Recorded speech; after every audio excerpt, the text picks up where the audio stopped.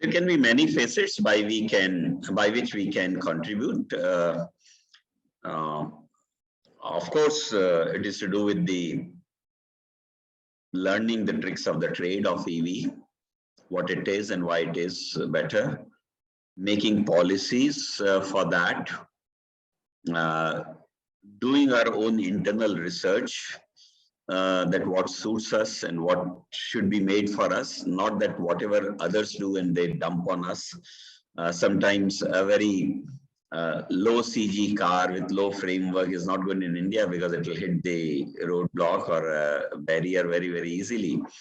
So like that, you need to have whether the chassis should be high, whether the single run should be 200, 300, 500 kilometers, things of that particular nature. Maybe environment can have impact on battery and battery life.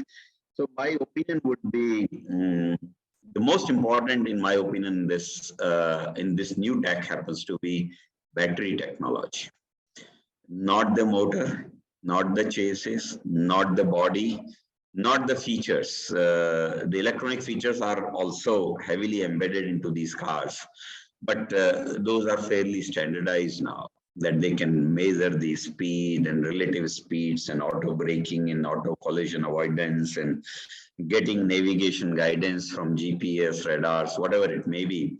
All that is possible, and driverless cars are anyway there.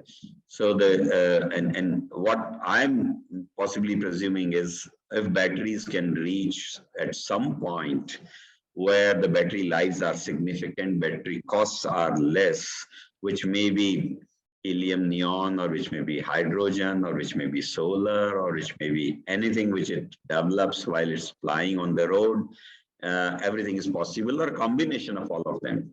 I think that would be something very important. The world is doing research. Indians are also doing research in that. And hopefully that will make the EV revolution complete. Without that, it will not be complete. The outcome of the revolution will be, like you can say, you can virtually say that your telecom charges have become almost very minimal. Compare it when 20 years back, when you used to pay for your telephone, which was 1/10 of or 1/20th of your salary. Today, you don't even pay 1/100th or 1/500th of your salary. Telecom has become cheaper because of technology and its omnipresence and whatever other things. Same would be the case with EV. The batteries will be cheaper, the motors will be cheaper, and then of course, solar charging will make sure that there is no fossil fuel involved. And therefore, solar has an abundance of energy, and that will keep charging our motors, batteries or motors very easily. And therefore, the transportation sector will also become very cheap. That's my opinion when it comes to energy. But there are many dimensions to it. We'll have to do a lot of research in materials. We'll have to do a lot of research in production, fabrication, testing.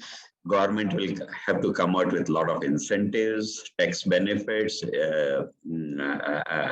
direct investment in fabrication and all that, because it's partly electronic technology, partly. And India, we do not have a heavy investment in the electronic manufacturing. So all those things will be required if we really want to capture the crux of what is happening in the energy domain, particularly in the EV domain.